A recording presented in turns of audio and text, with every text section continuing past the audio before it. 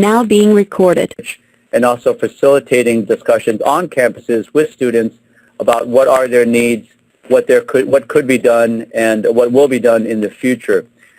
This also reminds me, by the way, and I'll mention that at the very end, that in addition to references, I will reference other forums for which this conversation during the brief time that we have is going to be continued in other forums in California that I'm aware of and that you might also be aware of. I'm a professor of psychology now, and I also addressed mental health disparities throughout the state of California for 3 years. And through that work, I actually used push points on a map, and I realized that I've been fortunate to be a trainer, consultant, or doing different workshops in 44 out of the 58 counties and 2 cities in throughout California. So I've been around, I guess, and I've also had a special lens on addressing the topic of today, or the population of today, which is AAPI students, because I myself am third-generation Chinese American. So,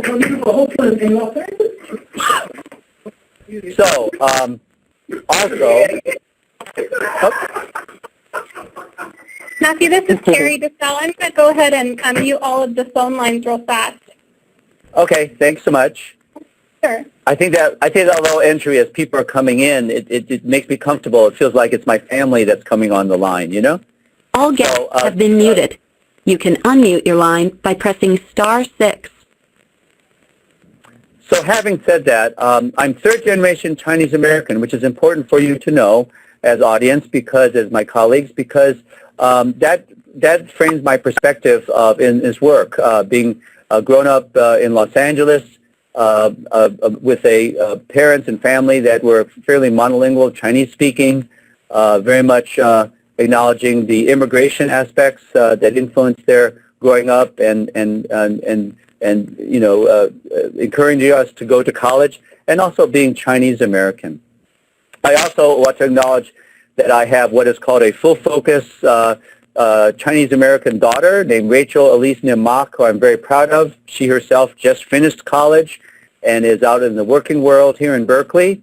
I say full focus because she's an only child, one child, but to address the cultural aspects about you know, wanting more than one child sometimes, and what that means, particularly having a boy, I refer to her as my full focus daughter, and she's taught me a lot about what is needed for college students for their success. So, a little bit about the training itself. I want to get to some clear learning objectives, is to reiterate some of the key demographic factors and facts for Asian American Pacific Islanders that I'll refer to as AAPI as community college students in California. To list or acknowledge some of the main stressors for those students and what are some of the mental health problems that we see and want to acknowledge for AAPI students. To acknowledge some of the important cultural characteristics to better serve AAPI young adults in community college settings. And particularly eye on the prize is to describe some of the responsive practices for serving AAPI students on campuses. And I purposely use the adjective responsive because it needs to be continuously responsive, continuously reevaluated in order to really be hearing the students' needs and of the families that support the students for their success while they're on campus. And then lastly, not just to do it as talk, but what are the ways to advance research, training, policies, and practices for addressing AAPI needs in community college settings, contributing to positive student outcomes. So that might also include some other kinds of aspects in terms of how do we advocate, how do we make sure that even though it may be a smaller population among some campuses, that it's something that is significant and essential for not just AAPI, but all students, but also specifically for AAPI. Okay? So I hope you all feel that you're in the right place, and again, honored that you're taking the time for this. My other wishes, if you will, and to bring you in to this conversation, if you will, be a little bit different kind of conversation, selected conversation, is that, AAPI is a very relevant and timely topic from a larger sense and a focus sense for APIs. I'll give you some resources for that.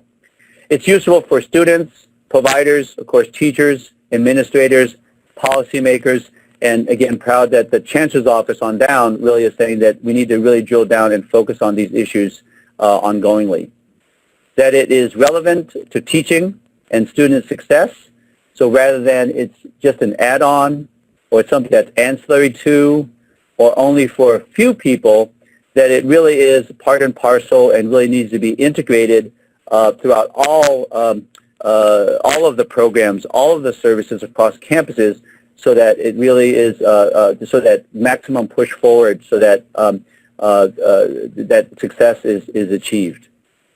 I'm hoping that at the end, we're hoping that as we work very hard to situate this webinar, is that we find it engaging, as well as some of you have been doing the work for a while, and that it validates information that you already know, that you've been working on campuses, and giving also additional resources and information, as well as provoking additional thoughts for you to bring back to your campuses to further strategize for success.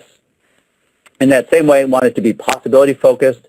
I'm aware that campuses are different, certainly in terms of context, in terms of resources, in terms of which AAPI students you have on campuses. You may have more international students on campus. You may have, specific subgroup or focus group, maybe Asian Indian students you need to focus on. You may have students that maybe there is even some intra-ethnic conflict or differences. Do I dare say that? Because I think that must be acknowledged and taken into account as we address the diverse needs. Lastly, because you're on the line, and also because whatever forum that we have, and I've been in many forums recently that I'll reference for you, that I feel it's a gift to be able to share this perspective and hopefully to inspire further forums for you to be able to work together, share ideas together, and hopefully I may be a part of those at some point. Thank you. So, some relevant questions for consideration. I think it's important to start at the larger, and I'll tell you why strategically in just a minute. The questions I might pose rhetorically and for you to consider are, what are some of the issues to be examined for Asian American Pacific Islander students, and are they the same or are they different for all community college students, irregardless of their cultural, racial, linguistic background? I sometimes get that as, because we have to partition our services or advocate for them when they're stretched in terms of resources. A second reflective question might be, in what ways are cultural considerations interesting? Sure, they're a good thing to have. In what ways are they helpful?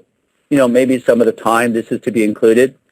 Or in what ways are they essential, critical, to be integrated, throughout our working, teaching, serving community college students? Thirdly, a reflection, in what ways are disparities, health disparities, mental health disparities, economic disparities, in overall mental health, mirrored in college settings? And lastly, on all campuses, we must have, I always, sometimes when I train the audiences, I always say, well, how many of you in the room and how many of you feel that you have class? And of course, everybody laughs and raises their hand. We should all have class. We should all have increased class as a person interacting with others. But that's my way of helping people to remember that we must all have cultural competence and the national class standards. So I'll reference that again for you in just a minute. So a foundational perspective is that, one, underserved students represent the future of diversity. So underserved students, diverse students are our future. We know that by demographics. They are our future by birth, by immigration, and so therefore focusing on them makes a lot of sense in terms of our future communities. Understanding culture, this is my stance, and it's referenced by others. Understanding culture is integral. It's not extra to overall health, mental health, and student success. It's important that there's mental health capacity building, So mental health, of course, or mental wellness. Oftentimes when people think of mental health, certainly I think not just in the AAPI community, but other communities. Oftentimes people say, well, I think about mental health, I think about mental illness. Well, I think we need to take pause all the more when I get to talking about stigma and shame in the Asian American communities oftentimes, is that we need to talk about mental wellness as something that everyone strives for. That we all have bumps in the road, if you will. We all have stressors. We all have family situations, academic stresses, that our focus is on mental wellness. And that's important, of course, with many advocates, because then we're able to have that conversation on a more proactive basis rather than one that brings shame and stigma and maybe silencing of voices. So we should also know the background of disparities. We also know cultural competence initiatives in both public and community settings. The relevance of class, you may know in 2000, the Office of Minority Health listed a variety of different, a long listing of standards. Right now the list is up to at least 15, where you can look it up. It's, again, the National Culturally and Linguistically Appropriate Services, or class standards in health and healthcare. Since I just came back from Atlanta at a big national conference by the American Psychological Association, I was very fortunate to visit the Dr. Martin Luther King Center. And one of the quotes from Dr. King is this: of all the forms of inequality, injustice in healthcare is the most shocking and inhumane of all. So disparities in healthcare must be addressed, including those on college campuses. And also, we need to understand the importance of reaching underserved, unserved students, including AAPIs, and eliminating disparities, even as enrolled students. So just to make sure, I know everyone probably on the webinar acknowledges this, but I want to make sure that people acknowledge this, that what is our definition of culture? That is, it's an integrated pattern of human behavior that includes thought, communication, actions, customs, beliefs, and values, and institutions of a racial, ethnic, religious, or social group. The takeaway from this is that we all have culture. We all have cultural backgrounds. Increasing AAPI student success should acknowledge the influence of culture in their success. I won't go very long on this, other than there's a general ethnically diverse community that some of the that we all come from. That, starting from the bottom, that the historical trauma of Native Americans and its effects today on still today are insufficiently acknowledged. There's disproportionate numbers of African Americans who are homeless, incarcerated, and child welfare victims of trauma. 40% of Hispanic Americans report limited proficiency, limited bilingual bicultural providers. And AAPIs, what we're here for today, who seek care for mental illness, present with more severe illness, perhaps due to stigma. And they underreport because of stigma. I say this because when students are on campus, oftentimes there's a connection with other students who are of other ethnic, racial, cultural backgrounds. So there's a commonality in that regard, being that they are quote-unquote students of color, someone else's terminology, not mine, or students who identify with being quote-unquote minority, even though a majority in terms of population. But we look at some of the things that are in common, yet also specific now for AAPIs. So a little bit, if you could use your toggle, and I would just see the number of responses, is what is your answer to the following? 1, AAPI community college students are uniformly successful academically. Again, please acknowledge yes, no, maybe, or no answer. The second is being considered a model minority, the terminology that still persists, that being a model minority lifts all AAPI students to succeed in community colleges. Is that true? Is that false? Don't know? Maybe. Well, a couple of things. I want to give you a reference that we developed. It's a great resource, I feel, that will help ground your discussions and also give you great references. Is that this guide that we will reference, called Supporting Students from Diverse Racial and Ethnic Backgrounds, which was developed, Amy Springmeyer and others were involved in this, I was involved in this, is one of the things that were acknowledged from this guide is historically marginalized and underserved racial and ethnic groups comprise nearly 2/3 of California community college students. You know this, you're preaching to the choir here, you see them, you educate them, you work with them very hard. AAPI student academic success is tied to physical and mental wellness. So not just good classrooms, but we need to have more places where physical and mental wellness issues are addressed on campuses. Common barriers exist for identifying mental health needs, help seeking, and campus support. And again, this will be provided, this reference document in the resource section at the very end of this webinar. Asian American communities are among the fastest growing in the United States. We are still often treated as monolithic, that is all the same, when there are rich intra-ethnic differences as well as core issues to understand across the lifespan. The takeaway, it's important to advocate for campus service perspectives that support and contribute to academic success and do so both uniquely as well as collectively for the AAPI communities that make up your campus. At one time, my daughter, she engaged and helped me with doing some research for a book chapter I published on using schools, if you will, or working with AAPI students in mental health in campuses. Here are some of the quotes that she culled from some students. Quote, "My friends know me as smart, studious, and a good student. What they don't see is that I have doubts about myself. I feel lonely. My parents put pressure on me. I am successful on the outside, but at what cost on the inside?" This is a Chinese American female student. Yet another student. "As long as I could remember, we were supposed to be this model minority, whatever that means, and for who and for what, I don't understand. My brother and I live in the projects. We take 3 buses through some of the worst neighborhoods to go here to this college. My teacher thinks I have attention problems.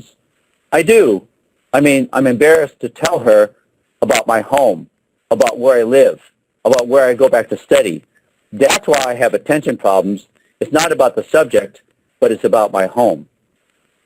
And still another, a young adult community college student said, "I don't think anyone will truly understand my culture and what it has meant as a student. Sure, I am big and tough. I've had to hold up my Samoan culture. We are like native people. Unless we work hard to maintain our histories, our family tree will topple.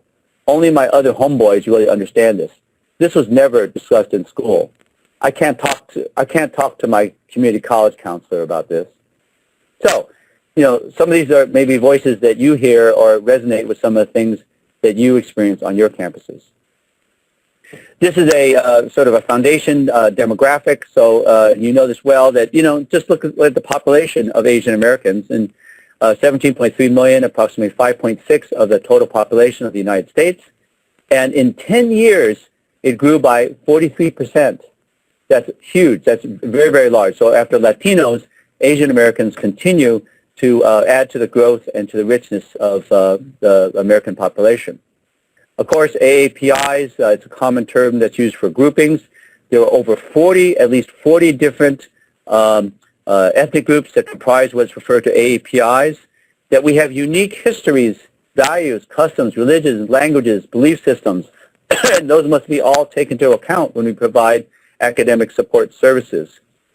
Just as a parenthetical, I was engaged, I recently came back from Maui, and I was working with someone there and talking about some of the indigenous populations in Hawaii. And they were talking about that some ways, maybe, for example, Samoan, the voice of the Samoan young college student, in some way to work with them less, not so much as a Chinese American population, for example, because they're not. It actually is more helpful to look at Samoan culture, if you will, to more of a Native American or American Indian perspective, because of the indigenous perspectives that and culture beliefs and some of the ways in which those populations have been affected.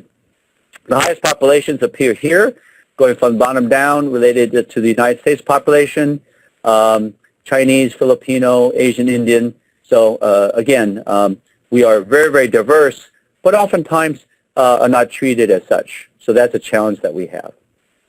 Asian American families and traditions and changes that, in terms of the patriarchal family structure still exists and still is very much a part of some of the support, but also potentially some of the pressures.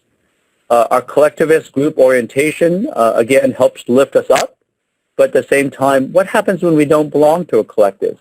Or we have to go away a long way from home. I had a student who I worked with successfully, fortunately, who left their home as an international community college student, and with the concern of going back, of being less than successful, was considering suicide because of shaming her family. Part of it was, again, being part of the collective, her family, going back to her home, and then being treated individually here for individual success. And it really created a kind of a quandary for her, or a great stress going between the two. Knowing about issues about primary relationships, and that's really important in terms of services, which I'll get to very quickly, in terms of who do persons go to, who do they talk to? Does it need to be a community college counselor, personal counselor, that provides the services? No, it may not be. Just racing ahead, it might be a mentor. It may be a primary teacher. It may be a support group that's held by a peer that actually deals with academic success, but not by calling it, maybe calling it academic success when it's actually dealing with academic pressures or pressures in making friends. We need to address shame and loss of faith issues. Give you a resource here is the Asian American National Asian American Center on Mental Health at UC Davis. Dr. Nolan Zane has done a lot of research on issues around loss of faith and also shame and also stigma, and how that impacts the healthcare and seeking healthcare by Asian American Pacific Islander students. Of course, we are the past, we are the present, we are the future, and of course, we have a we identity, which means it's important that we don't just acknowledge things individually, but also always collectively. Changes that continue to affect, based on research, acculturation process, modernization, urbanization, industrialization, lower fertility rate among families. I think that also would have an impact because, among other things, there may be smaller families, and there therefore may be increased pressure on individuals to succeed academically. The process of westernization is a worldwide phenomenon, but all the more for AAPI students, no matter where they originate. And it's also interesting that internet socializing is something that comes up for all communities, but also additionally, excuse me, for Asian American communities. In some countries, it's important to note that internet socializing is isolating certain students. It's a way in which they socialize without having to interact directly. I also want to list this here because internet socializing may also be a way of impacting students to address their mental health issues. That they're not alone, that they need to understand that there are these, to normalize some of the things that they might be experiencing. And so we'll also give you at the very end some references of some internet websites, as well as resources that are available in different languages that you can adapt for your campuses. I won't go over this. Apologies for the cough. That sometimes in using this idea about sometimes with students you have to address the issues directly, but sometimes indirectly might be helpful as well. Ling Chi Wang, who is emeritus professor at UC Berkeley, coined these phrases in Chinese, and they're translated in English. And this is acknowledging that you think about identity of Asian American students. They sometimes say, it feels like when the leaves fall from the trees, they fall to the soil. Or you have to plant the new seeds to grow in the soil and then allow them to grow new roots. Or in order to get rid of the grass or weeds, you can't just mow it, you have to pull it up from the roots. Fourthly, in order to integrate our past and present self, we need to be bicultural, as in the civil rights movement. I added that. That's not written in Chinese. And then there's some that have roots that have been totally severed, yet they're unable to grow roots anywhere. They have a groundedness identity, cultural homelessness. By that I mean you think about it culturally through a metaphor. You think about individuals that are away from their home. Maybe like myself, I'm third generation Chinese American. But as I get older, when I went away to college, it really became clear to me that my Chinese identity, while I wasn't raised very strongly Chinese, or I was, with my father saying, never forget you're Chinese. And then when I'd ask my dad, tell me about what it means to be Chinese, he would say, you don't want to know. Just adapt and do well in school. And when I went away to college, it was something that I couldn't escape, didn't want to escape, and I had a great longing, if you will, for my roots. So in that way, I had to come back and integrate my past and present in order to really be sort of a more fully, fully integrated and culturally grounded and proud self. Sometimes there are students, if you will, that either physically, if you will, or maybe relationally, because they're the only students there, they don't understand, they feel that they're maybe a small handful of students, but they don't identify with others. This is what I mean by being culturally homeless. How do we address those students' needs when they have this deep need? Questions, again, go back to reflective questions. How does the model minority and its myth contribute to the challenges encountered by AAPI community college students? Some studies show that when AAPI seeks mental health treatment problems, they may be severe or complex. Why is this so? The answer I told you earlier is because stigma and shame are prominent. This idea that, oh, you're smart, you should do well, you're overrepresented at community college campuses, you're the major population at several a major ethnic population in 4 UC campuses. Well, you obviously are very successful. You must not need much support because you are this model minority. So that's why, again, some students, I think, with that message that's perpetuated sometimes by the larger community, that sometimes they also feel that they cannot seek help because it's against that stereotype. Suicide among AAPI subgroups, though, is actually on the rise. What may be some of the contributing factors? And ultimately, going back to the idea about cultural wellness or mental health wellness, what are sources of cultural strength or resilience that we can use on campus?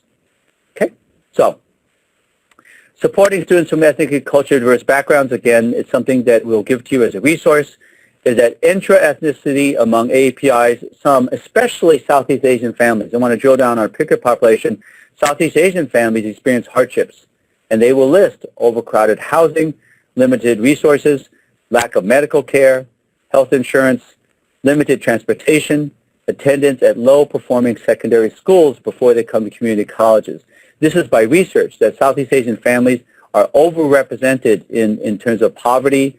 Again, it's not to say that all are, but they're overrepresented by numbers, and these are additional stressors that must be addressed for those students. Social, environmental, contextual stressors continue into the community campus setting. That's the takeaway. Using the chat box again, if you wish, what is your answer to the following? AAPI students often seek out services, including personal counseling, to support academic success. Yes? No? Maybe. Some of those frequently presented mental health problems presented by AAPI students include stress, anxiety, adjustment problems, and depression. From a mental health perspective, this continues to be true. Those are at least some of the 4 major areas. And actually, students do not often seek out services. Again, they're more likely to talk to someone informal rather than a mental health counselor. Going back to Vietnamese, I understand with one of my Vietnamese doctoral students that I'm working and mentoring, is that there's no equivalent word for schizophrenia, for example, in Vietnamese. There are equivalency of understanding, thinking about bad wind or bad energy, but not schizophrenia. So what happens is there's a student who's diagnosed, who has that diagnosis, who's Vietnamese on campus. So we have to do better about, if you will, decreasing the differences in terms of conceptualization or understanding. AAPIs have different access to mental health services than European American students. That's clear. Studies have shown that very repeatedly. You know the Surgeon General, the U.S. Surgeon General's report, Dr. David Satcher, in the year 2000, year 2001, where Dr. Stanley Su and others did research and doing ongoing research that this still is the case. They're less likely to engage in use of needed care. They're less likely to receive high-quality mental health services, including in their primary language. And they're underdiagnosed or undiagnosed, which is common, which is not uncommon, not just for AAPI students, but also all students of color. AAPI immigrant students face additional challenges. So if they're immigrant students, recently immigrated students, again, this idea about poor housing and living conditions of poverty, a history of individual or family traumas. Again, if they're refugee students, all the more so, by the definition of what it means to be a refugee. But sometimes some immigrant students also come out of duress or situations in which there's stress. Racism and discrimination, I do a lot of teaching on this. It's considered, I think of this as a kind of a pollution that we all experience. We don't didn't invent it, or we try our best to not contribute to it, but it's something that sadly is still part of what we have to address nationally and internationally. Language barriers for academics and support. Students will sometimes tell me that they have maybe been challenged for a while, but they didn't have the right words or the person to go to address the issue in their language that the person would also not just understand linguistically, but also would understand conceptually. They have culture loss sometimes, or change to acculturation. And I had a student who, again, came from Korea, thought about, was an immigrant student, did very well, was going to go back to Korea, but was referencing when she would go back to Korea because of some differences in academic equivalency, that she would be demoted to several grades, and she also felt that she would not be able to operate and be able to be at the same level at which she had achieved. So this was a loss for her, and she felt depressed and sad about that, and saw me as a counselor. There are continued multiple family stressors, and then we must consider, and I've heard this, and I'm really pleased to hear that this is being addressed more often, that foreign students experience isolation and adjustment challenges, in part by the definition of what it means to be a foreign student. Primary barriers for students, and I'll go to this more quickly because we want to go on to more success, acknowledging what works for students.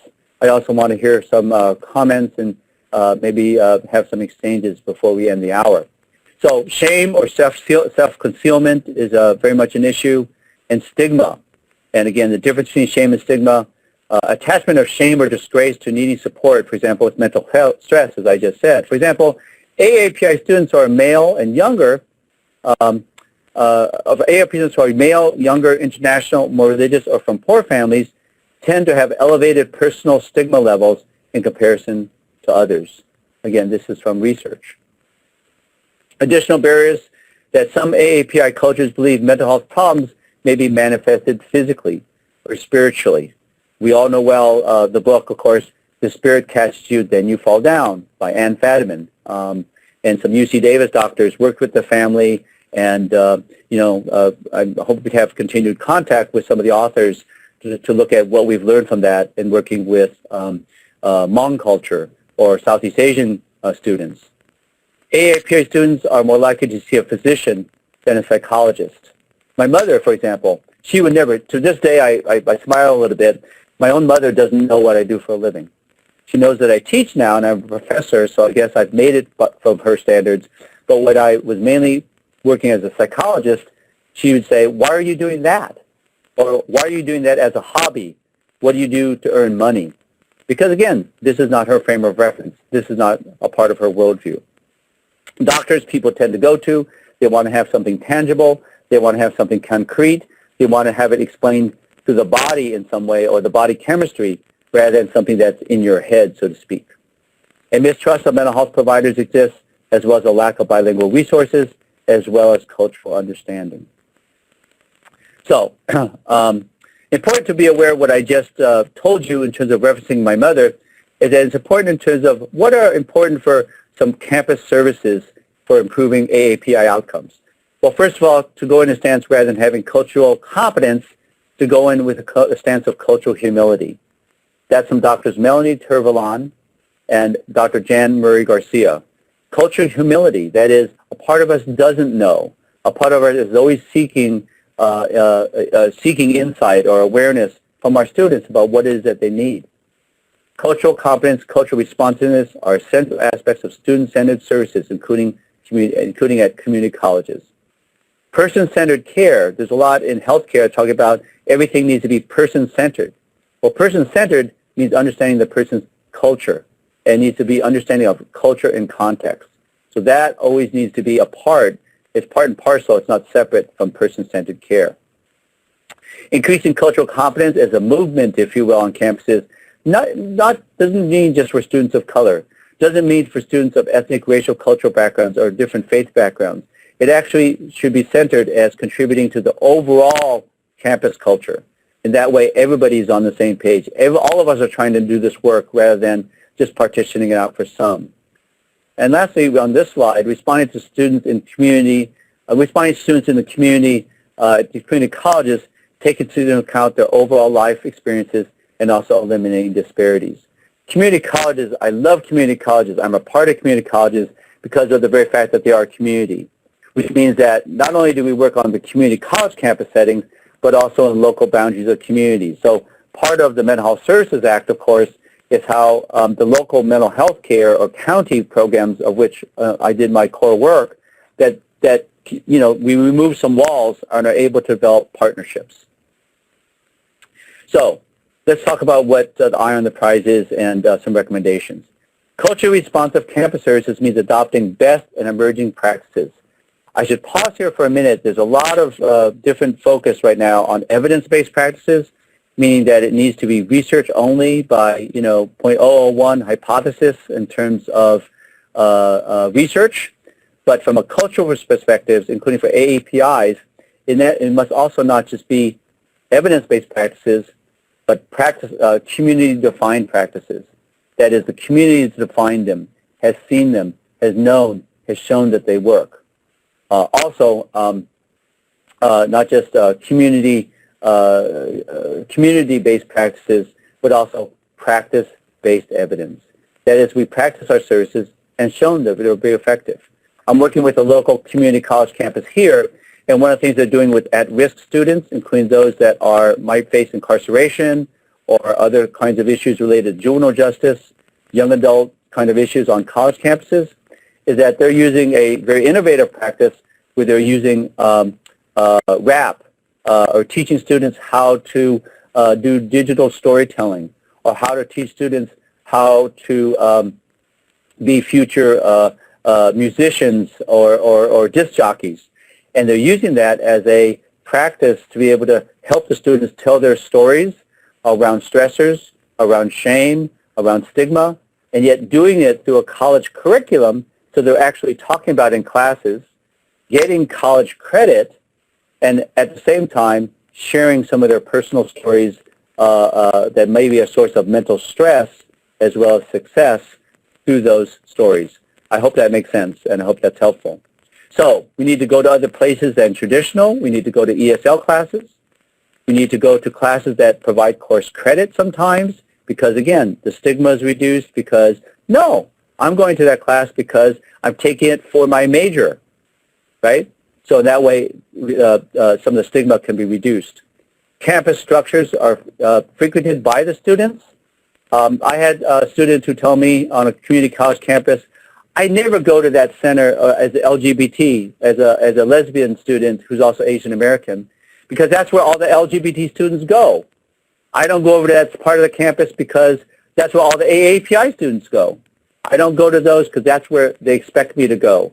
Therefore, if I go, people will identify me as such.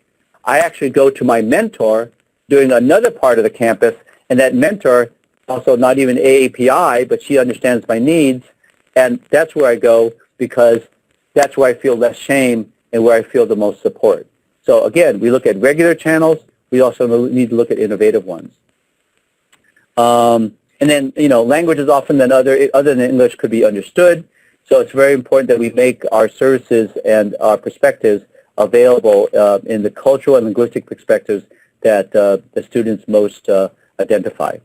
And then I've already mentioned this, that we need to go and we need to look at informal methods where we go where they are at. My daughter actually did some research when she was at UC Irvine, and actually she's a very fortunate, very talented taiko player, which is different than her dad. She must have gotten that from her mom. I'm not very good at rhythm, but she is amazingly so.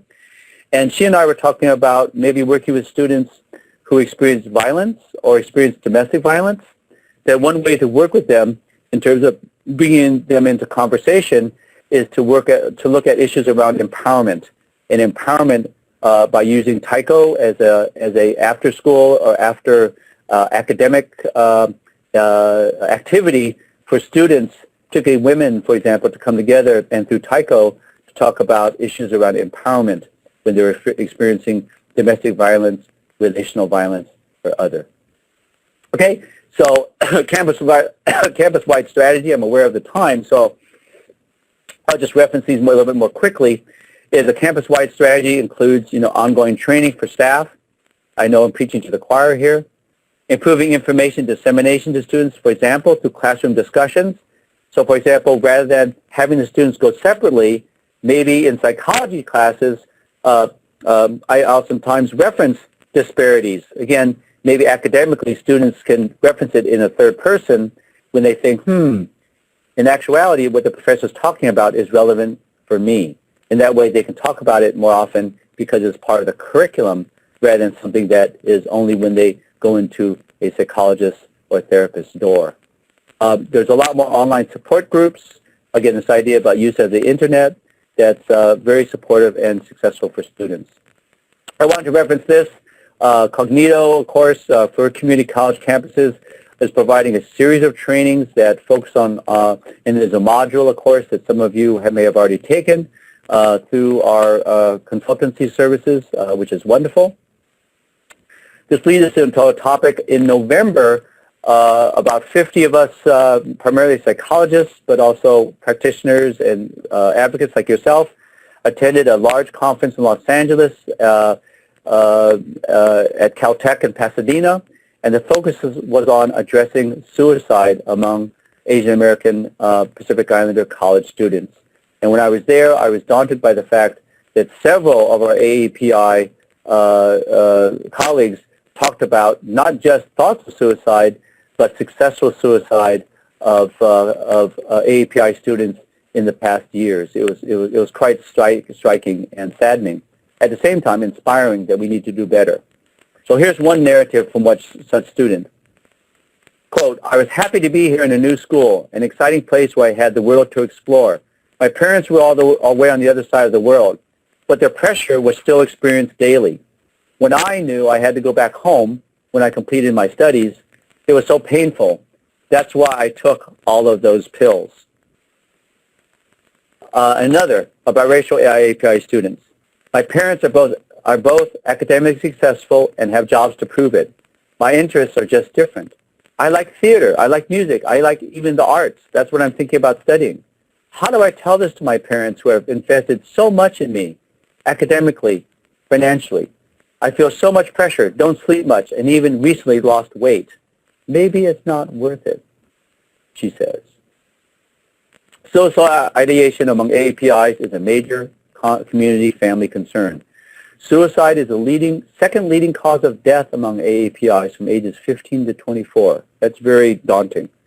The number of deaths of suicide among Native Hawaiian Pacific Islanders increased 170% from 2005 to 2010. So when you focus in on one population, Native Hawaiian Pacific Islanders, the issue is we must address that, and one ideal place to address this is our community college campus settings.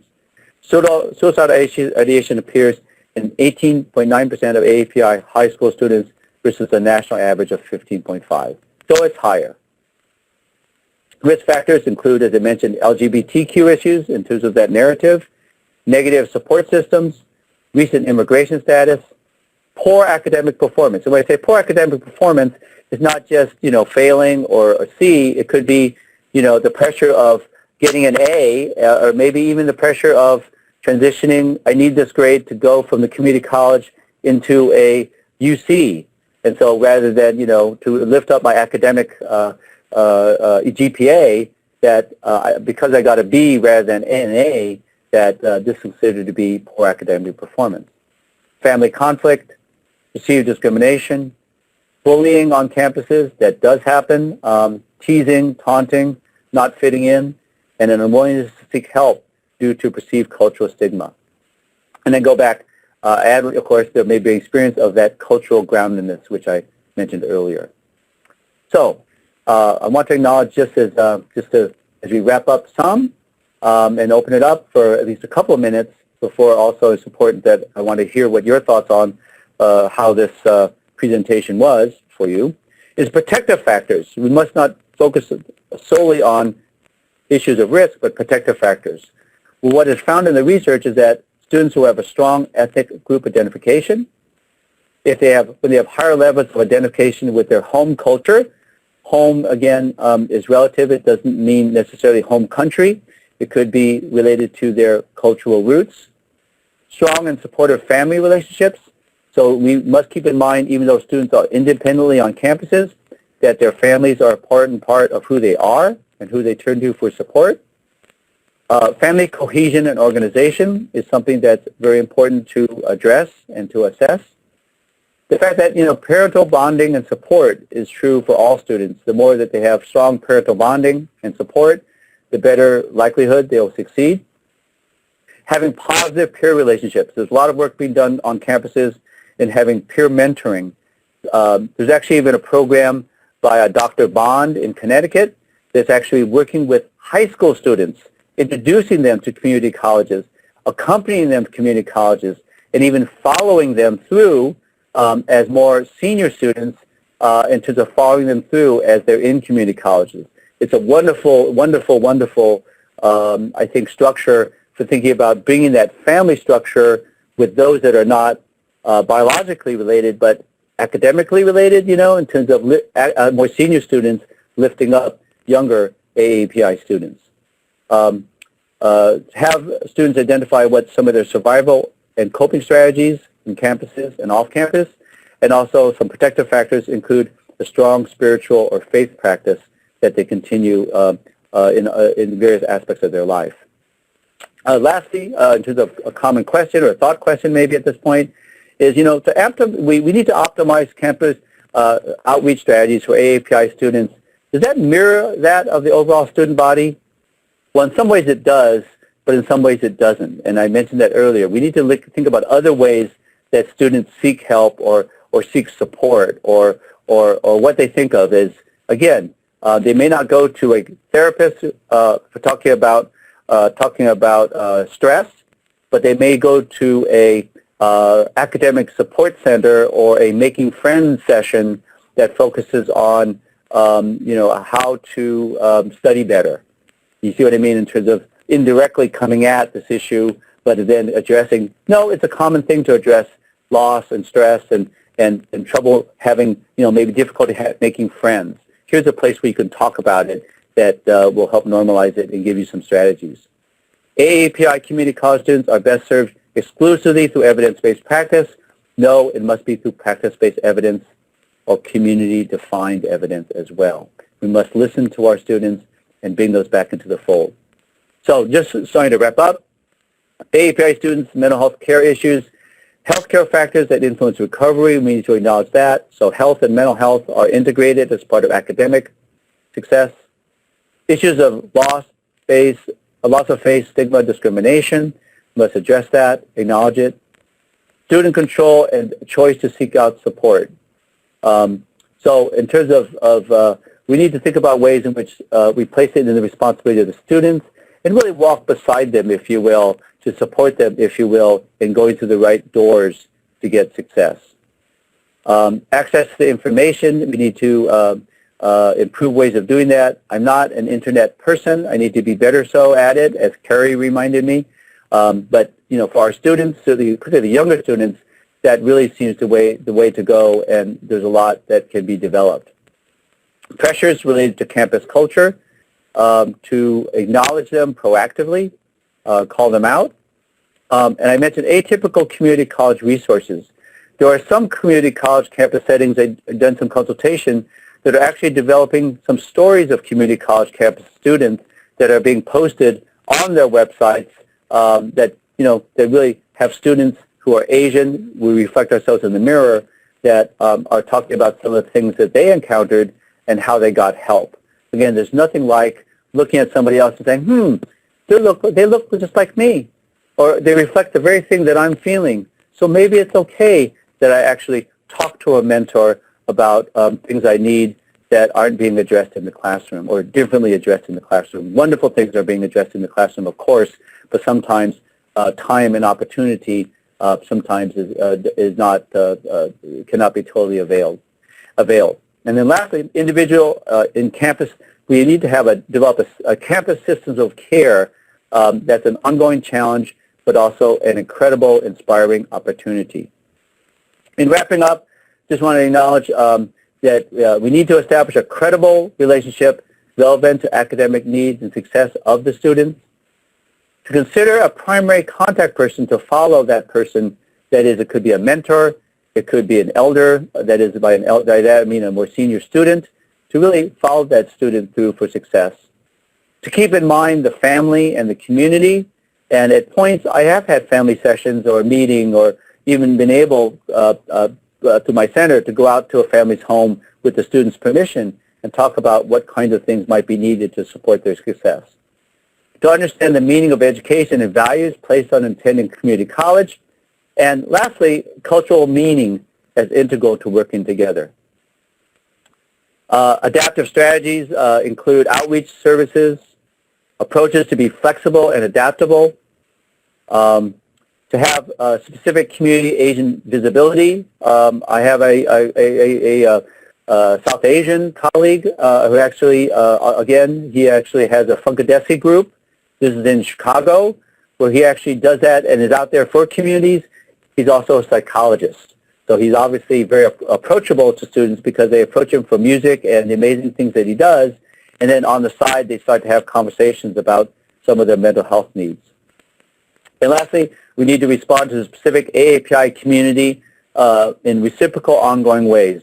So reciprocal means we never stay static, but once we hear about the needs of students, we hear about the specific needs of the culture community, we hear feedback, we come full circle and change our services, adapt them to be more responsive. And lastly, I just acknowledge one of the things that relative to what I just said, John Maynard Keynes said this about how is this relevant to community college mental health transformation. The real difficulty in changing the course of any enterprise, in this case, continuing to improve and strengthen our community college services and academic success for AAPI students, the real difficulty in changing the course of an enterprise lies not just in developing new ideas, but sometimes and perhaps also escaping old ones. So we never stay static, but we continue to redouble our efforts and our services. The following slides, and lastly, this is the one of the resources that we will that is available to you that I've referenced at various points. There's also some websites and associations that I belong to that I also encourage you to consider. Some amazing resources have been developed and are being further developed. And then lastly, I sincerely want to thank you for your time and efforts for being on the webinar. I apologize if there was not more time for response. Maybe we can spend a little bit more time. I will turn it now back to Carrie because we also want to get some input and get you to fill out the evaluation for us. So, great, thank you. Carrie or Amy or Betsy, thank you. Yes, thank you so much, Dr. Matthew Mock, for your presentation, and thanks to all who joined us today for this wonderful webinar. As you continue to log off and close out, there will be, like I said, a brief evaluation form that will pop up on your screen. Just please take a brief moment to complete that for us. For those of you who are willing to stick around for another 5 minutes or so, we do have a few minutes to address any questions. You can type your questions and comments in the chat box if you wish, and myself and Dr. Mock will stick around for another few moments or so. And again, thank you all for participating today, and have a wonderful afternoon.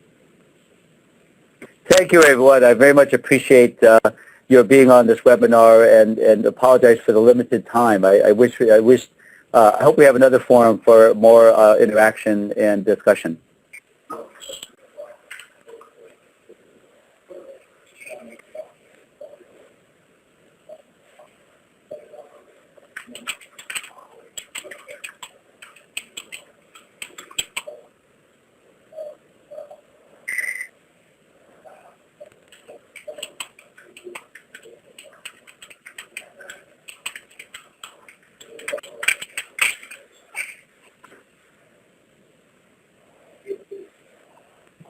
Dr. Mock, there was one question in the chat box from Felicia King asking, are there any colleges that have a mentor program set up?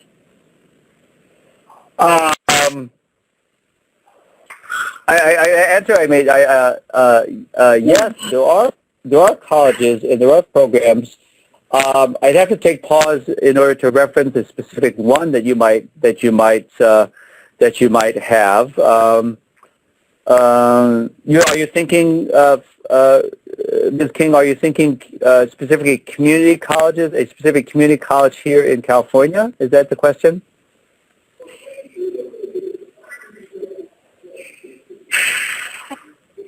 She might be on mute. She'd have to press *6 to unmute herself. She's responding. Yes. Maybe we can also chat offline, and I can look to a particular college I might reference for you in terms of a mentor program. But I know more. I know more and more are. There have been a couple of colleges I've been at. I think like Cosumnes River, where I did some work up there, and they were talking about kind of both formal and informal mentoring programs. So. I think additional research, but I believe that there are some that are being set up that you could maybe consult for how it's going. Great. Great, thank you. And if anybody has other questions, please feel free to send us an email, and we can definitely respond to those afterwards. We will be emailing out all of the presentation slides from today's session, so watch for that within the next 30 minutes or so. Again, thank you so much for your time, and have a wonderful afternoon. And again, a great big thank you to Dr. Matthew Mock. You've been a pleasure to work with. Thank you, everyone, and thank you, Carrie, in particular, and Amy, and the Chancellor's Office, and Betsy. Thank you so very, very much. Wonderful. Bye, everyone. Bye-bye. Bye.